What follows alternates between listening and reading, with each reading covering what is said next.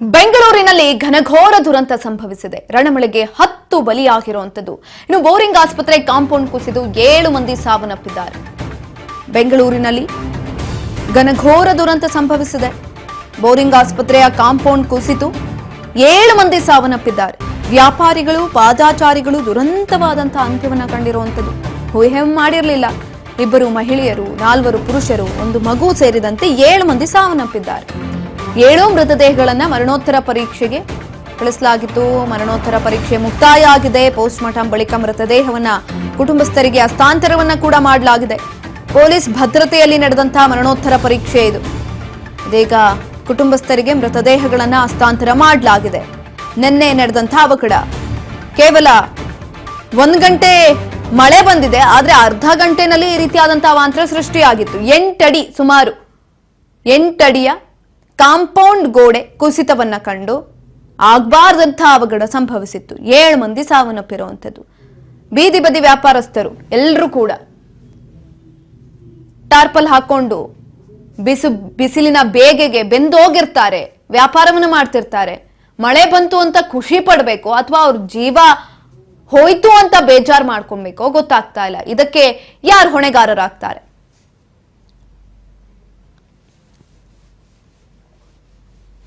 S, ಈ ಕುರಿತಾಗಿ ನಮ್ಮ ಪ್ರತಿನಿಧಿ ಅಜಯ್ ಅವರು ಸ್ಪಾಟ್ ಅಲ್ಲೇ ಇದ್ದಾರೆ, ಮಾತನಾಡಿಸ್ತಾ ಹೋಗೋಣ. ಎಸ್ ಅಜಯ್, ಇವಾಗ ಸದ್ಯದ ಪರಿಸ್ಥಿತಿ ಯಾವ ರೀತಿಯಾಗಿದೆ? ಯಾರಾದ್ರೂ ಈಗ ಆಲ್ರೆಡಿ ರಾಜಕಾರಣಿಗಳು ವಿಸಿಟ್ ಆಗ್ತಿದ್ದಾರೆ. ಸಿಎಂ ಸಿದ್ದರಾಮಯ್ಯನವರು, ಡಿಸಿಎಂ ಡಿ.ಕೆ. ಶಿವಕುಮಾರ್ ಅವರು ಎಲ್ಲರೂ ಕೂಡ ನಿನ್ನೆ ಹೋಗಿದ್ರು.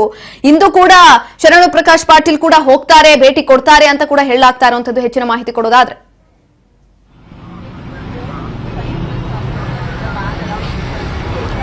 ಖಂಡಿತ. ಅಂದ್ರೆ ನಿನ್ನೆ ಬೆಂಗಳೂರಿನಲ್ಲಿ ಸುರಿದಂತಹ ಭಾರಿ ಮಳೆಗೆ ದೊಡ್ಡ ಅನಾಹುತವೇ ನಡೆದು ಹೋಗಿದೆ.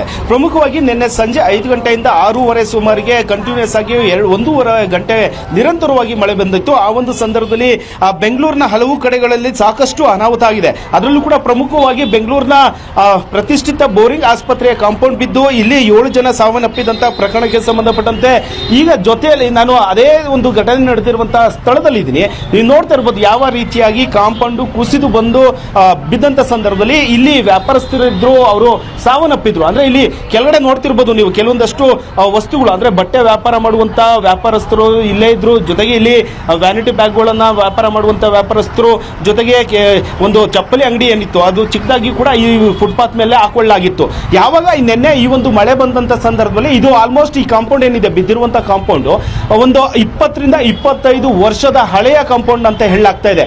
ಈ ಇನ್ನೊಂದು ಪ್ರಮುಖ ವಿಚಾರ ಅಂತ ಅಂದ್ರೆ ನೀವು ಇದರ ಕಾಂಪೌಂಡ್ ಮೇಲ್ಗಡೆ ಅಂದ್ರೆ ಮೇಲ್ಭಾಗದಲ್ಲಿ ನೋಡ್ತಾ ಇರಬಹುದು ಯಾವ ರೀತಿಯಾಗಿ ಅಲ್ಲಿ ಗ್ರೌಂಡ್ ರೀತಿಯಲ್ಲಿ ಒಂದು ವ್ಯವಸ್ಥೆಯನ್ನ ಮಾಡ್ಕೊಳ್ಳಲಾಗಿದೆ. ಇಲ್ಲಿ ನೀರನ್ನ ಸ್ಟಾಪ್ ಮಾಡೋದಕ್ಕೆ ಯಾವುದೇ ರೀತಿಯಾದಂತಹ ವ್ಯವಸ್ಥೆಗಳು ಇಲ್ಲ. ಯಾಕಂದ್ರೆ ಅಲ್ಲಿ ಬಂದಿರುವಂತಹ ಮಳೆ ನೀರು ಏನಿದೆ ಸಂಪೂರ್ಣವಾಗಿ ಅದು ಇಲ್ಲೇ ಡೌನ್ಗೆ ಬಂದ್ರೆ ಈ ಕಾಂಪೌಂಡ್ಗೆ ತಡೆ ಆಗುತ್ತೆ. ಇಲ್ಲಿ ಕಾಂಪೌಂಡ್ ಅನ್ನ ನಿರ್ಮಾಣ ಮಾಡುವಂತ ಸಂದರ್ಭದಲ್ಲೂ ಕೂಡ ಯಾವುದೇ ರೀತಿಯಾದಂತಹ ಸೇಫ್ಟಿ ಮೆಜರ್ಮೆಂಟ್ಸ್ ಅನ್ನ ತೆಗೆದುಕೊಂಡಿಲ್ಲ.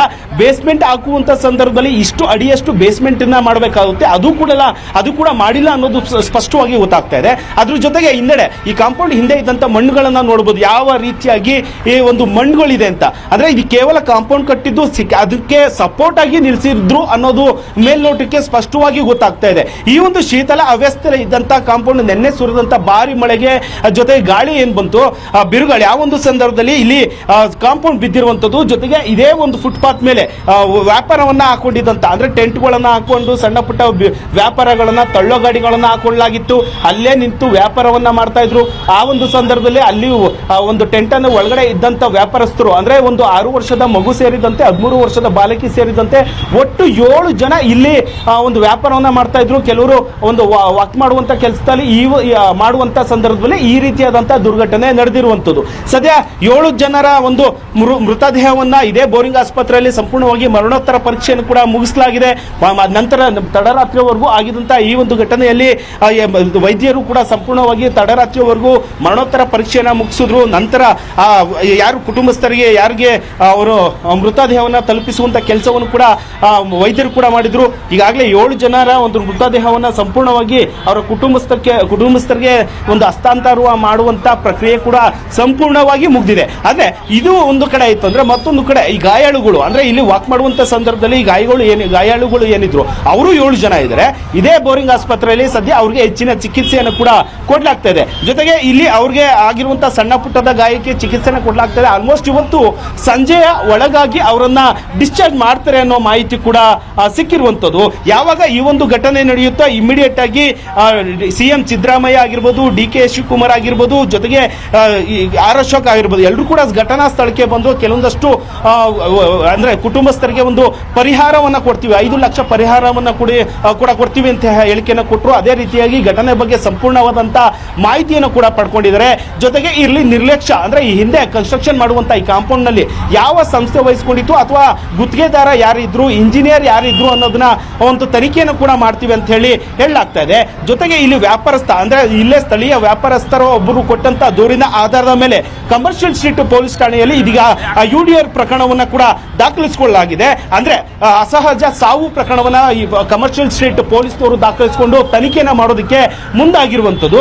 ಇದರ ಬೆನ್ನಲ್ಲೇ ಇವತ್ತು ಕೂಡ ಸಾಕಷ್ಟು ಬೆಳವಣಿಗೆ ಆಗಿದೆ. ಅಂದ್ರೆ ಈ ಒಂದು ಎಲ್ಲ ಸರ್ಕಾರಿ ಆಸ್ಪತ್ರೆಗಳ ಒಂದು ಪರಿಶೀಲನೆಗೆ ಈಗಾಗಲೇ ಆದೇಶವನ್ನ ವೈದ್ಯಕೀಯ ಶಿಕ್ಷಣ ಸಚಿವ ಆಗಿರುವಂತಹ ಶರಣ್ ಪ್ರಕಾಶ್ ಪಾಟೀಲ್ ಆದೇಶ ಕೂಡ ಆಗಿರುವಂತದ್ದು. ಅಂದ್ರೆ ಎಲ್ಲ ಸರ್ಕಾರಿ ಆಸ್ಪತ್ರೆ ಅಂದ್ರೆ ಕಾಂಪೌಂಡ್ ಆಗಿರ್ಬೋದು, ಜೊತೆಗೆ ಕಟ್ಟಡ ಆಗಿರ್ಬೋದು, ಎಲ್ಲವನ್ನು ಕ್ವಾಲಿಟಿ ಚೆಕ್ ಅನ್ನ ಮಾಡಬೇಕು ಅಂತ ಹೇಳಿ ಆದೇಶವನ್ನು ಕೂಡ ಕೊಡಲಾಗಿದೆ. ಅಂದ್ರೆ ಪ್ರಮುಖವಾಗಿ ಈ ಒಂದು ಘಟನೆ ಆದ ಮೇಲೆ ಕ್ವಾಲಿಟಿ ಚೆಕ್ಗೆ ಇದೀಗ ಒಂದು ನಿರ್ಧಾರವನ್ನ ಮಾಡಿರುವಂತದ್ದು. ಇಲ್ಲಿ ಕ್ವಾಲಿಟಿ ಚೆಕ್ ಮಾಡೋದಕ್ಕೆ ಯಾಕೆ ಮುಂದಾಗ್ತಾ ಇದ್ದಾರೆ ಅನ್ನೋದು ಕೂಡ ಗೊತ್ತಾಗ್ತಿಲ್ಲ. ಯಾಕಂದ್ರೆ ಕಣ್ಣ ಮುಂದೆ ಈ ರೀತಿಯಾದಂತಹ ಶೀತಲ ಅವಸ್ಥೆಯಲ್ಲಿ ಆಗಿರುವಂತಹ ದುರ್ಘಟನೆ ಕಣ್ಮುಂದೆ ಕಾಣಿಸ್ತಾ ಇದೆ. ಆದ್ರೂ ಕೂಡ ಕ್ವಾಲಿಟಿ ಚೆಕ್ ಮಾಡುವಂತ ಉದ್ದೇಶ ಯಾಕೆ ಬಂತು ಅಂತ ನಿಜಕ್ಕೂ ಕೂಡ ಗೊತ್ತಾಗ್ತಾ ಇಲ್ಲ. ಜೊತೆಗೆ ಇಲ್ಲಿ ಈ ನೋಡ್ತಾ ಇರ್ಬೋದು, ಈ ಒಂದು ಎಂಡಿಂದ ಸ್ಟಾರ್ಟ್ ಆಯ್ತು ಅಂದ್ರೆ ಆಲ್ಮೋಸ್ಟ್ ಬೋರಿಂಗ್ ಆಸ್ಪತ್ರೆ 2.9 ಅಥವಾ 3 ಕಿಲೋಮೀಟರ್ ವರೆಗೂ ಕೂಡ ಇದೆ. ಅಲ್ಲಿ ಪ್ರತಿಯೊಂದು ಕಾಂಪೌಂಡ್ ಗಳನ್ನ ಕ್ವಾಲಿಟಿ ಚೆಕ್ ಮಾಡಬೇಕು. ಸರ್ಕಾರಿ ಆಸ್ಪತ್ರೆಗಳು ಅಂದ್ರೆ ಕೆ.ಸಿ. ಜನರಲ್ ಆಗಿರ್ಬೋದು, ಸಿ.ವಿ. ರಾಮನ್ ಆಸ್ಪತ್ರೆ ಆಗಿರ್ಬೋದು, ವಿಕ್ಟೋರಿಯಾ ಆಗಿರ್ಬೋದು, ಬೋರಿಂಗ್ ಆಸ್ಪತ್ರೆ ಆಗಿರ್ಬೋದು, ಎಲ್ಲ ಸರ್ಕಾರಿ ಆಸ್ಪತ್ರೆಗಳ ಒಂದು ಕಟ್ಟಡ ಹಾಗೂ ಕಾಂಪೌಂಡ್ ಗಳನ್ನ ಒಂದು ಕ್ವಾಲಿಟಿ ಚೆಕ್ ಮಾಡಬೇಕು ಅಂತ ಹೇಳಿ ಇದೀಗ ಆದೇಶ ಹೊರಡಿಸಿದೆ. ಒಟ್ಟಿನಲ್ಲಿ ಈ ಒಂದು ದುರ್ಘಟನೆಗೆ ಆದಂತ ಬಳಿಕವಾಗಿ ಇವತ್ತು ಕೂಡ ಇನ್ನೇನು ಕೆಲವೇ ನಿಮಿಷಗಳಲ್ಲಿ ನಿಖಿಲ್ ಕೂಡ ಬರ್ತಾರೆ ಅಂತ ಮಾಹಿತಿ ಇದೆ. ಅದೇ ರೀತಿಯಾಗಿ ವಿಜೇಂದ್ರ ಕೂಡ ಬಂದು ಇಲ್ಲಿ ಘಟನೆಯ ಬಗ್ಗೆ ಮಾಹಿತಿನ ಪಡ್ಕೊಳ್ಳುವಂತ ಚಾನ್ಸಸ್ ಕೂಡ ಹೆಚ್ಚಾಗಿದೆ. ಒಟ್ಟಿನಲ್ಲಿ ಬೆಂಗಳೂರಿನಲ್ಲಿ ಸುರಿದಂತ ಈ ಒಂದು ಭಾರಿ ಮಳೆಗೆ ಸಾಕಷ್ಟು ಅನಾಹುತಗಳು ಕೂಡ ಆಗಿರುವಂತದ್ದು. ಸುಕನ್ಯಾ. ಎಸ್ ಅಜಯ್, ಇನ್ನೊಂದ್ ಕಡೆನಲ್ಲಿ ನೀವು ಹೇಳಬೇಕಾದ್ರೂ ಕೂಡ ಹೇಳಿದ್ರಿ, ಅದು ಆಲ್ರೆಡಿ ಶಿಥಿಲಾ ವ್ಯವಸ್ಥೆಯನ್ನ ತಲುಪಿತ್ತು. ಈ ಒಂದು ಸಂದರ್ಭದಲ್ಲಿ ಇದೀಗ ಆಸ್ಪತ್ರೆ ಸಿಬ್ಬಂದಿಗಳು ಏನಾದ್ರೂ ಮುಂದೆ ಬರ್ತಿದ್ದಾರಾ ನಮ್ದೇ ತಪ್ಪು ಅಂತ ಹೇಳ್ಕೊಡೋದಕ್ಕೆ? ಒಂದ್ ಕಡೆ ಈಗ ಆಲ್ರೆಡಿ ಹೇಳಿರುವಂತದ್ದು ಡಿಸಿಎಂ ಡಿ.ಕೆ. ಶಿವಕುಮಾರ್ ಅವರು ನಿನ್ನೆ ಅಧಿಕಾರಿಗಳ ತಪ್ಪಿಲ್ಲ ಅಂತ ಹೇಳಿದ್ದಾರೆ. ಇನ್ನೊಂದ್ ಕಡೆನಲ್ಲಿ ಸಿಎಂ ಸಿದ್ದರಾಮಯ್ಯ ಅವರು ಇಂದು ಮೀಟಿಂಗ್ ಅನ್ನ ಕೂಡ ಕರೆದಿದ್ದಾರೆ. ಯಾರ ಕಡೆಯಿಂದ ತಪ್ಪಾಗಿದೆ ಅವರ ವಿರುದ್ಧ ಕ್ರಮವನ್ನ ತೆಗೆದುಕೊಳ್ತೀವಿ ಅಂತ. ಬಹಳ ಮುಖ್ಯವಾಗಿ ಇಲ್ಲಿ ಗಮನಿಸಬೇಕಾಗಿರುವಂತದ್ದು, ಜಿಬಿಎ ಅಧಿಕಾರಿಗಳು ಏನ್ ಮಾಡ್ತಾ ಇದ್ರು, ಅಲ್ಲಿ ವ್ಯಾಪಾರವನ್ನ ಮಾಡೋದಕ್ಕೆ ಪರ್ಮಿಷನ್ ಅನ್ನ ಕೊಟ್ಟಿದ್ಯಾಕೆ? ಇವಾಗ ಇಷ್ಟೊಂಥರ ಪರದಾಡ್ತಾ ಇರೋದು ಯಾಕೆ?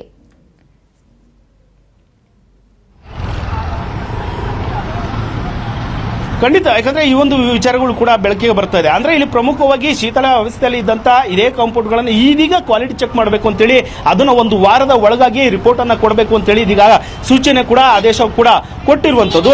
ನೆನೆ ಕೂಡ ಡಿ.ಕೆ. ಶಿ ಅವರು ಮಾತನಾಡುವಂತ ಸಂದರ್ಭದಲ್ಲಿ ಅಧಿಕಾರಿಗಳ ತಪ್ಪಿಲ್ಲ ಅಂತ ಹೇಳಿ ಹೇಳ್ತಾ ಇದ್ದಾರೆ. ಯಾಕಂದ್ರೆ ಈ ಹಿಂದೆ ಕನ್ಸ್ಟ್ರಕ್ಷನ್ ಆಗಿದ್ದಂತ ಇದೇ ಕಾಂಪೌಂಡ್ಗೆ 25 ವರ್ಷಕ್ಕೂ ಹೆಚ್ಚು ವರ್ಷಗಳು ಹಿಂದೆ ಆಗಿರುವಂತ ಕನ್ಸ್ಟ್ರಕ್ಷನ್ ಅಂತ ಹೇಳಲಾಗ್ತಾ ಇದೆ. ಆದ್ರೆ ಇದುವರೆಗೂ ಕೂಡ ಕ್ವಾಲಿಟಿ ಚೆಕ್ ಅನ್ನ ಯಾಕೆ ಮಾಡಿಲ್ಲ? ಜೊತೆಗೆ ಇಲ್ಲಿ ಜಿಬಿಎ ಅಧಿಕಾರಿಗಳ ಒಂದು ತಪ್ಪು ಕೂಡ ಪ್ರಮುಖವಾಗಿ ಕಾಣುತ್ತೆ. ಯಾಕಂದ್ರೆ ಇಲ್ಲಿ ವ್ಯಾಪಾರ ಮಾಡುವಂತ ಸಂದರ್ಭದಲ್ಲಿ ಅವ್ರಿಗೆ ಯಾವುದೇ ರೀತಿಯಾದಂತ ಪರ್ಮಿಷನ್ ಹೇಗೆ ಕೊಟ್ಟರು ಅಂದ್ರೆ ಪರ್ಮಿಷನ್ ಬಟ್ಟೆ ವ್ಯಾಪಾರ ಆಗಿರ್ಬೋದು, ಜೊತೆಗೆ ಇಲ್ಲಿ ಕೆಲವೊಂದಷ್ಟು ತಳ್ಳುಗಾಡುವಂತ ವ್ಯವಸ್ಥೆಯನ್ನ ಮಾಡಿಕೊಂಡು ಅವ್ರು ವ್ಯಾಪಾರ ಮಾಡುವಂತ ಸಂದರ್ಭದಲ್ಲಿ ಕೂಡ ಅವ್ರಿಗೆ ಪರ್ಮಿಷನ್ ಯಾಕೆ ಕೊಟ್ಟರು? ಜೊತೆಗೆ ಇಲ್ಲಿ ಸಾಕಷ್ಟು ಆರೋಪಗಳಿದಾವೆ. ಇಲ್ಲಿ ವ್ಯಾಪಾರಸ್ಥರಿಂದ ಜಿಬಿಎ ಅಧಿಕಾರಿಗಳು ಸೇರಿದಂತೆ ಸ್ಥಳೀಯ ಪೊಲೀಸ್ನವರು ಕೂಡ ತಿಂಗಳಾದ್ರೆ ಇಷ್ಟು ಹಣವನ್ನ ಪಡ್ಕೊಂಡು ಇಲ್ಲಿ ಪರ್ಮಿಷನ್ ಕೊಟ್ಟಿದ್ದಾರೆ ಅಂತ ಹೇಳಿ ಸಾಕಷ್ಟು ಆರೋಪಗಳು ಕೂಡ ಕೇಳಿ ಬರ್ತಾ ಇದೆ. ಇದೀಗ ಆ ಒಂದು ನಿಟ್ಟಿನಲ್ಲೂ ಕೂಡ ಇದೀಗ ಕಮರ್ಷಿಯಲ್ ಸ್ಟ್ರೀಟ್ ಪೊಲೀಸ್ನವರು ಕೂಡ ಪ್ರಕರಣವನ್ನ ದಾಖಲಿಸಿಕೊಂಡಿದ್ದಾರೆ. ಯುಡಿಆರ್ ಅನ್ನ ಅಂದ್ರೆ ಸ್ಥಳೀಯ ವ್ಯಾಪಾರಸ್ಥ ಕೊಟ್ಟಂತ ದೂರಿನ ಆಧಾರದ ಮೇಲೆ ಯುಡಿಆರ್ ಅಂದ್ರೆ ಅಸಹಜ ಪ್ರಕರಣವನ್ನ ದಾಖಲು ಮಾಡಿಕೊಂಡು ತನಿಖೆಯನ್ನು ಮಾಡೋದಕ್ಕೆ ಮುಂದಾಗಿರುವಂತದ್ದು. ಜೊತೆಗೆ ಎಲ್ಲ ಸರ್ಕಾರಿ ಏನು ಆಸ್ಪತ್ರೆಗಳಿದ್ದಾವೆ ಅದನ್ನೆಲ್ಲವನ್ನೂ ಕೂಡ ಕಾಂಪೌಂಡ್ ಸೇರಿದಂತೆ ಕಟ್ಟಡವನ್ನ ಸದ್ಯ ಕ್ವಾಲಿಟಿ ಚೆಕ್ ಮಾಡುವಂತ ಮುಖಾಂತರವಾಗಿ ಏನ್ ಆಗಿದೆ, ಶೀತಲ ವ್ಯವಸ್ಥೆಗೆ ಏನ್ ಕಾರಣ ಅಥವಾ ಅದೊಂದು ಶೀತಲ ವ್ಯವಸ್ಥೆ ಇತ್ತು ಅಂದ್ರೆ ಅದಕ್ಕೆ ಏನು ಮುಂದಿನ ದಿನಗಳಲ್ಲಿ ಅದನ್ನ ಕಟ್ಟುನಿಟ್ಟಿನ ಕ್ರಮವನ್ನ ಯಾವ ರೀತಿಯಾಗಿ ತೆಗೆದುಕೊಳ್ಳ ತೆಗೆದುಕೊಳ್ಬೇಕು, ಈ ಎಲ್ಲ ವಿಚಾರಗಳನ್ನ ಜಿಬಿ ಅಧಿಕಾರಿಗಳು ಸೇರಿದಂತೆ ಪಾಲಿಕೆಯಲ್ಲಿ ಕೂಡ ಚರ್ಚೆಯನ್ನ ಮಾಡಬೇಕಾಗುತ್ತೆ. ಹೀಗಾಗಿ ದೊಡ್ಡ ಅಧಿಕಾರಿಗಳನ್ನ ಒಂದು ಕರೆದು ಅವ್ರ ಜೊತೆ ಮೀಟಿಂಗ್ ಮಾಡುವಂತ ಕೆಲಸವನ್ನ ಕೂಡ ಒಂದು ಕಡೆ ಸಿಎಂ ಸಿದ್ದರಾಮಯ್ಯ ಅವರು ಕೂಡ ಮಾಡ್ತಾ ಇದ್ದಾರೆ ಅಂತ ಮಾಹಿತಿ ಕೂಡ ಸಿಕ್ಕಿದೆ. ಸದ್ಯ ಇವತ್ತು ಆಗಿರುವಂತ ಬೆಳವಣಿಗೆ ಅಂತ ಅಂದ್ರೆ ಇಲ್ಲಿ ಕಾಂಪೌಂಡ್ ಅನ್ನ ಸಂಪೂರ್ಣವಾಗಿ ಬಿದ್ದಂತ ಸಂದರ್ಭದಲ್ಲಿ ಕೂಡ ಯಾವುದೇ ವಸ್ತುಗಳನ್ನ ಇಲ್ಲಿ ಮುಟ್ಟಿಲ್ಲ. ಯಾಕಂದ್ರೆ ಕ್ರೈಮ್ ಸೀನ್ ಆಗಿರೋದ್ರಿಂದ ಇದೆಲ್ಲವನ್ನೂ ಕೂಡ ಇಲ್ಲೇ ಬಿಡಬೇಕಾಗುತ್ತೆ. ತನಿಖೆ ಕೂಡ ಮುಂದಾಗ್ತಾ ಇದ್ದಾರೆ. ಜೊತೆಗೆ ಈಗ ಎಲ್ಲ ಗಾಯಾಳುಗಳನ್ನ ಇದೇ ಆಸ್ಪತ್ರೆಯಲ್ಲಿ ಸೇರಿಸಿ ಹೆಚ್ಚಿನ ಚಿಕಿತ್ಸೆಯನ್ನು ಕೂಡ ಕೊಡ್ಲಾಗ್ತಾ ಇದೆ. ಇನ್ನೇನು ಸಂಜೆ ಒಳಗಾಗಿ ಅವರೆಲ್ಲರನ್ನೂ ಕೂಡ ಡಿಸ್ಚಾರ್ಜ್ ಮಾಡುವಂತ ಕೆಲಸಗಳು ಕೂಡ ಆಗುತ್ತೆ ಅನ್ನುವಂತ ಮಾಹಿತಿ ಕೂಡ ಸದ್ಯ ಲಭ್ಯ ಆಗ್ತಾ ಇದೆ. ಸುಕನ್ಯಾ.